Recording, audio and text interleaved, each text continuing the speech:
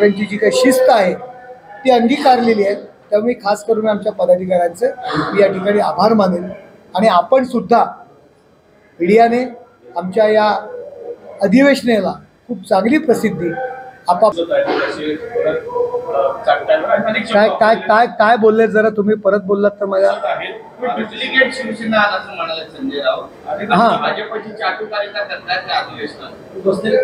हां संजय राऊत यांनी थोडं तरी आपल्या जे पूर्वी जे शिवसेनेत होते जे शिवसेना प्रमुखांचं बाळासाहेब ठाकरे यांचं नाव घेतात त्यांनी थोडंसं आपल्याला जो मेंदू शिल्लक राहिला असेल किंवा ज्या जुन्या आठवणी जर त्या मेंदूमध्ये छोट्या मेंदूमध्ये असतील तर त्याला चालना द्यावी की शिवसेना ही काँग्रेसच्या विरोधात निर्माण झालेली संघटना आहे। काँग्रेसची ध्येय धोरणं यांच्या विरोधात उभी राहिलेली संघटना आहे। शिवसेना प्रमुख माननीय बाळासाहेब ठाकरे यांनी हिंदुत्वासाठी भारतीय जनता पार्टीशी युती केली होती। बाळासाहेबांची ही वाक्य आहेत की मला जर काँग्रेसबरोबर युती करावी लागली तर मला माझं दुकान बंद करावे लागेल। परंतु यांनी विधानसभेच्या निवडणुका भारतीय जनता पार्टीबरोबर युती लढून म्हणून लढल्या आणि नंतर काँग्रेसबरोबर शरद पवारांबरोबर की ज्यांनी आयुष्यभर शिवसेना संपवण्याकरता प्रयत्न केले त्यांच्याबरोबर खुर्चीसाठी महाआघाडी केली। शरद पवार असतील सोनिया गांधी असतील त्यांच्या दाराच्या बाहेर बसून राहत होते। याला चाटुगिरी बोलायची की नाही हा प्रश्न मी संजय राऊतांना मी विचारेन। आपण त्यांच्या उंबरठ्या बाहेर जर आपण एखादं कुत्रं उभं असतं दाराच्या बाहेर कुत्रं असतं आणि त्याला आपण हड्डी टाकतो तो लाल गाळत असतो आणि मग त्याला आपण हड्डी टाकतो त्यावेळी ते कुत्रं हड्डी घेऊन निघून जातं। तशी परिस्थिती संजय राऊतांची झाली होती। शरद पवार साहेब सोनिया गांधी यांच्या दरवाजाच्या बाहेर केवळ सत्ता मिळावी म्हणून हे बाहेर उभे होते। ही चाटुगिरी आहे का लुक्केगिरी आहे? मी लुक्का शब्द वापरेल की बाळासाहेबांची ध्येय धोरणं ते विसरलेत। त्यांच्याबद्दल असं बोलणं मला योग्य नाही वाटत। शेवटी ते आमचे नेते होते परंतु जर त्यांनी संयम सोडला असेल त्यांनी पातळी सोडली असेल तर आम्हाला सुद्धा त्या भाषेमध्ये उत्तर द्यावं लागेल की ती त्यांनी लुक्केगिरी केलेली आहे। अतिशय आपण जो एखाद्या रस्त्यावरच्या कुत्र्याला भाकरीचा तुकडा टाकतो अशा पद्धतीने त्यांनी शिवसेनेची अवस्था करून ठेवली होती, स्वतःची अवस्था करून ठेवली होती। उद्धव बाळासाहेब ठाकरे यांच्याबद्दल मी असं बोलणार नाही कारण त्यांच्या नावामध्ये बाळासाहेब ठाकरे यांचं नाव आहे। त्यांचा आजही रिस्पेक्ट बाळासाहेब ठाकरे यांचा सुपुत्र आहे म्हणून मी या ठिकाणी करतो। पण संजय राऊत यांनी त्या दशेला आणि त्या दिशेला नेऊन या शिवसेनेची दशा करून ठेवलेली आहे। त्याला मी लुक्केगिरी म्हणेल। त्यांचा दौरा ते घेऊ शकतात त्याच्याकडे आम्ही कशा पद्धतीने बघणार? उद्या पुन्हा एकदा मुंबईकर बाजूचे रायगडकर पालघरकर नाशिककर याला पुन्हा एकदा साथ घातली जाणार। या बाबा आमची वाचवण्याकरता या गाड्या घेऊन या बाईक घेऊन या पण आमच्या आदित्य ठाकरेंच्या मागे फिरा। ठाण्यामध्ये गर्दी दाखवा कारण ठाण्यात लोक येत नाही। झगामगा आणि मला बघा एक म्हण आहे मराठीमध्ये, झगामगा करा आणि मला बघा अशी परिस्थिती त्यांची आहे। त्यामुळे ठाणेकर नागरिकांना आणि ठाणेकर लोकप्रतिनिधींना विचार आम्ही सांगू शकतो यांच्या मागे कोण आहे। हा दिखावा आहे। उरले सुरले ठाणेकर हे त्यांच्याकडे टिकवण्याकरता हा दौरा आहे। दुपारी महाराष्ट्रातून आलेल्या सर्व पदाधिकाऱ्यांना मार्गदर्शन करणार आहेत आणि संध्याकाळी 6 वाजता जे आमचं खुलं अधिवेशन आहे कोल्हापूरमध्ये त्यामध्ये शिंदे साहेबांचं जाहीर भाषण होणार आहे।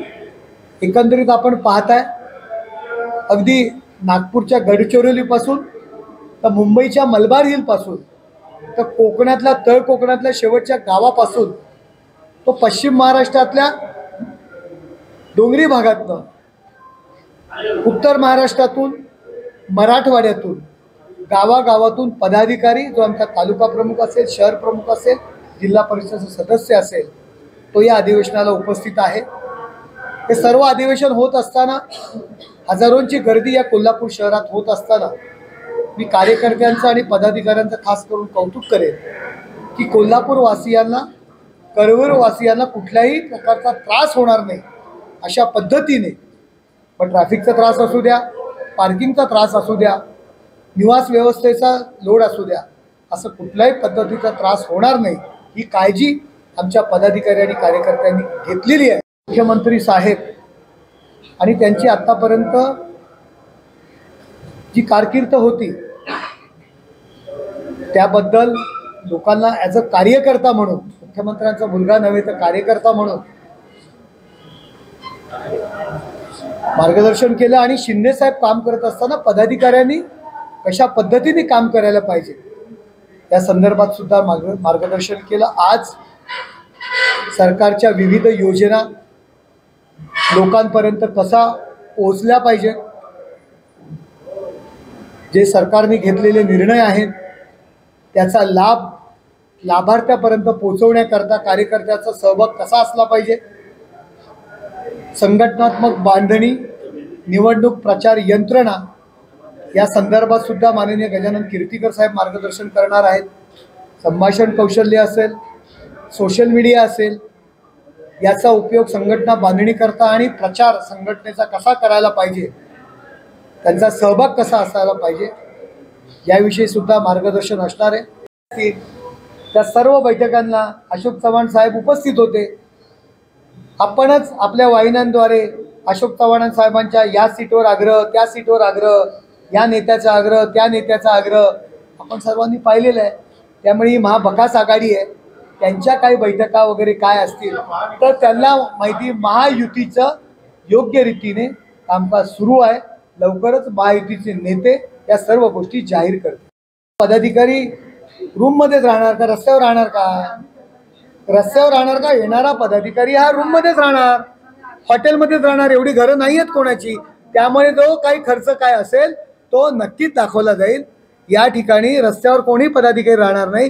कुठल्याही पक्षाच्या अधिवेशनामध्ये कोणी रस्त्यावर राहत नाही, कोणी फुटपाथवर झोपत नाही, कोणी काही टीका करा, पक्षाचा पदाधिकारी आहे त्याच्यासाठी त्याला 2 वेळचं जेवण, 2 वेळचा नाश्ता आणि रात्री निवास व्यवस्था ही उपलब्ध करून दिलेली आहे। त्याचा जो काही खर्च असेल, ज्या काही गोष्टी असतील त्या नक्की ज्या पद्धतीने जे सादर करावे लागतील, ज्या नियमाल ते आम्ही सादर करू, कोणी याबद्दल काळजी करू नये। स्वस्त झालेले आहे। 10 बाय 10च्या फ्लेक्सला 8 रुपयाचा स्क्वेअर फूट जर पकडला तर 800 रुपयात फ्लेक्स होतो। तेवढीच यांची किंमत आहे, आमच्या दृष्टीने तेवढीच यांची किंमत आहे। त्यामुळे त्यांच्या जाहिरातबाजीला आम्ही भाव देत नाही। शिक्षण हा विषय माननीय मुख्यमंत्री एकनाथ शिंदे साहेब, उपमुख्यमंत्री देवेंद्र फडणवीस साहेब आणि अजितदादा योग्यरित्या तो हँडल करतायत। माननीय मुख्यमंत्र्यांनी निर्णय घेतलेला आहे। सगळे सोयरे या संदर्भात सुद्धा जो काही निर्णय घेतलेला त्या मताशी आम्ही ठाम आहोत। यासाठी विधानसभेचं एक अधिवेशन सुद्धा, 1 दिवसाचं अधिवेशन आपण घेतोय। त्यामुळे हा विषय सोडविल्याच जमा आहे।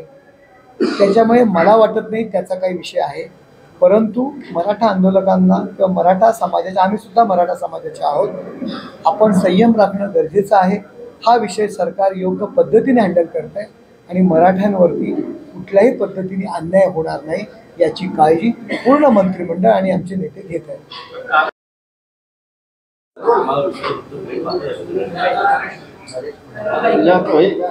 महाराष्ट्र राज्य समन्वय आणि शिवसेना प्रवक्ते नरेश मस्के मुख्य प्रवक्ते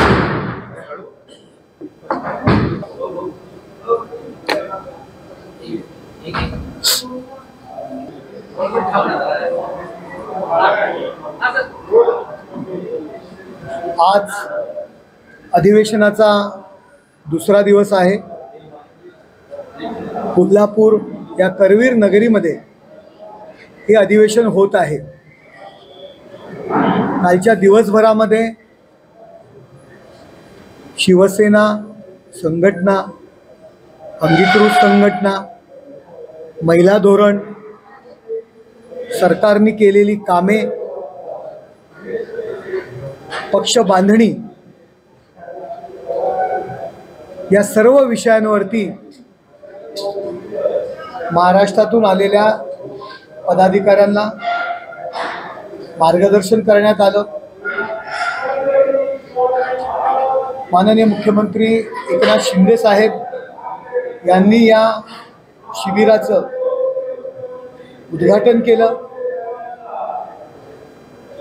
कालचं शेवटचं भाषण हे तरुण खासदार डॉक्टर श्रीकांत एकनाथ शिंदे यांचं झालं आणि कालचा दिवसभराचा जो काही कार्यकाळ होता तो संपला. शरद पवार साहेबांची त्यांनी परवानगी घेतलेली आहे का? अडाणींच्या विरोधात जेव्हा संजय राऊत स्टेटमेंट करताय तेव्हा शरद पवार साहेबांची परवानगी घेतलेली आहे का हा प्रश्न त्यांना विचारा. हे स्वतःला आघाडी म्हणून म्हणतात, एकीकडे अडाणींच्या विरोधात बोलतात आणि पवारसाहेब अडाणींकडला जाऊन भेटतात. नक्की ही परिस्थिती काय आहे की आपले शेअर्स मार्केटमध्ये आपला भाव निवडणुका आल्यात म्हणून वाढवायचा आहे का यांना?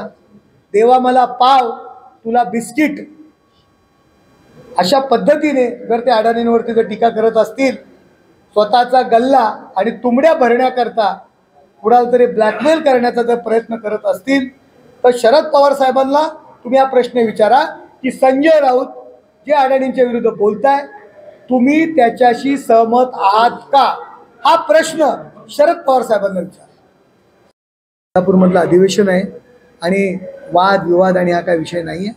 योग्य पद्धतीने आपण पाहताही अधिवेशन खूप चांगलं होतंय. करवीर नगरी पूर्णपणे सजलेली आहे. लोकांचा रिस्पॉन्स खूप आहे.